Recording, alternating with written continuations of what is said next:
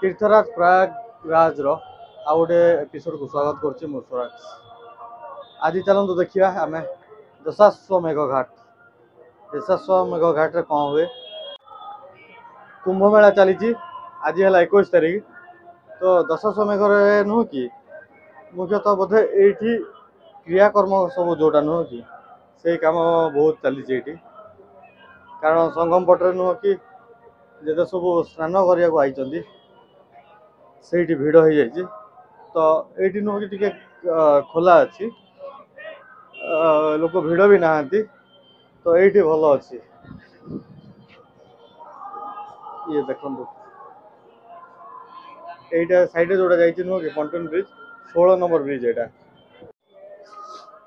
एठी किंतु आज खरा प्रबल भयंकर खरा होची काटिलानी बे टाइम 11:30 11:30 रे मित्या खरा देखो खरा हवा हम तो बुलबुले दवा माने के हैं खरा है हम बुलबुले दवा सीधी हो बुलबुले दवा गंगा रे इे दशाश्वमेघ घाट आड़ को नुह कि पानी टी अधिक अच्छी किंतु गाधेवा स्थान जी से अढ़े फुटिया पाड़ी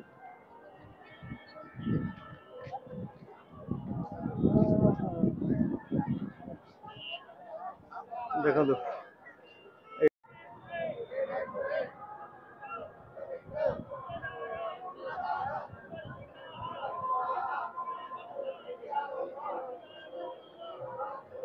तो कुंभ मेला टाइम रे नुह कि आप कम भिड़ भितर गाधे चाहते यहाँ भल जगह हो पारे।